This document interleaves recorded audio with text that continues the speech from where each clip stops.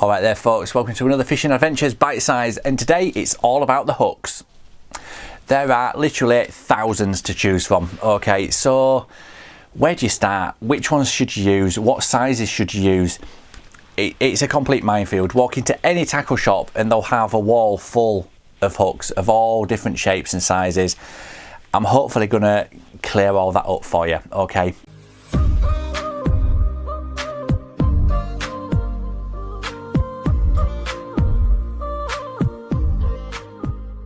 So, the starting point is, what sort of fish are you aiming to catch, and what sort of baits are you going to be using to try and catch those fish? Okay, there's no point trying to fish a single grain of corn on a size 20 hook because it's just not going to work properly. And the flip side of that is, there's no point trying to fish a single maggot on a size 12 hook because there's just no way that's going to work. So have a think about that to start with. Okay, focus purely on what sort of size baits you're going to use, okay, because a rule of thumb, there's really only two types of hooks, okay? There's your spade end and your eyed hooks, okay? If you're going to be fishing loads of hard pellets and stuff like that, you really need to be looking at eyed hooks, so you can put a bait band on, or you could use a bait spike, anything like that for wafters and stuff. Anything else, like your maggots, your casters, you want spade ends basically. That's the really obvious thing, okay? Now, the reason I've done this video today is because I was chatting to someone about hooks, and they said to me, if all my hooks fell out of the hook box onto the floor, I wouldn't be able to tell which pattern is which. And that's a really good point, because they're all basically a similar shape or size and design, okay? Even the Drennan red maggot hook, that is basically a Kamasan 911, and I use those all the time. And I've recently bought these new Matrix ones, okay? The MXC1, that's basically a 911, okay? The only difference between that is that this is PTFE coated, and I absolutely love PTFE coated hooks. They just seem more durable, and they just seem to last a lot longer. They keep that sharpness as well, so you're not having to change your hook lengths through a session if you're getting plenty of fish, okay? But, and here is a big but, okay, the standout hook for me that is completely different to all the others is the Guru QM1, okay, because basically it's a circle hook, and I use them for all my method feeder fishing and pellet work on the feeder, and I also use them for something else as well, but that at the moment is a secret, so I'm not going to divulge that.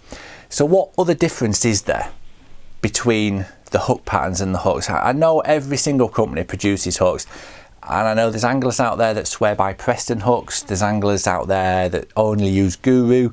The list goes on, okay? If you've got 20 anglers, they'll all use 20 different style of hooks. It's all down to personal choice really, and whatever gives you confidence. If you've caught tons of fish on a certain pattern of hook, you're going to be reluctant to change regardless of what the situation is, okay?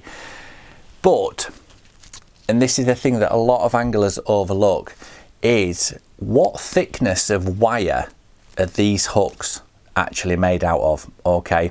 And the reason I've brought this up is because in summer, when you're bagging, you want a nice heavy gauge wire hook because it's stronger, a lot more durable. In winter, when you're only fishing for bites or you're targeting silvers, you want a fine wire hook because it's less obvious, because these fish are shy. Fishing a single maggot, you don't want a thick wire gauge hook because it's going to potentially spook the fish, okay? Now the fantastic thing is with these is that they actually tell you what sort of gauge wire there is, okay? The MXC one there is a medium wire hook, and I would use that for fishing casters, pellets, maggot, single grain of corn, that sort of stuff, okay? And the MXC2 there is an extra strong, and that is a thicker gauge wire, and that is for when the fish are proper having it, okay? And again, you're fishing similar baits, maybe slightly bigger baits depending on the hook size that you're using, but that's going to take more of a beating than that hook will, okay? Because look at the picture there. They're basically the same style hook. They've got a different name. It's the same hook, it's just the wire gauge that is completely different. And that's something that a lot of anglers, as I said, overlook. But in winter especially, that can get you an extra 2 or 3 fish, okay? So that's something to really think about when you're choosing your hooks. So the other thing is, if you've just gone out, you've spent a load of money on hooks, new line, and you've got them all tied, what's the best way to store them? You're going to need hook boxes, basically. Now these come in a multitude of shapes and sizes, and they all do the same job. They're designed to keep your hooks safe, basically, and organised, so it's dead easy to change them when you need to. Okay, but which hook boxes are going to be best?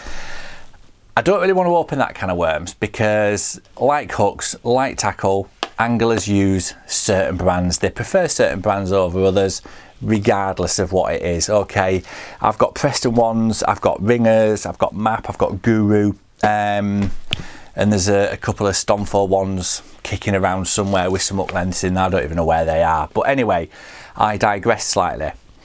What I really want you to think about is the actual quality of the box. I mean, don't get me wrong, these Preston ones are mint, and they will fit in your side drawers and not take up too much room, and you've got all your hooks there nice and neat and safe and tidy. But there's something missing on that one that is actually present in the Guru one. Okay, and it's not just the magnets on the closure, it's actually that there. Can you see that black line? That is a rubber seal.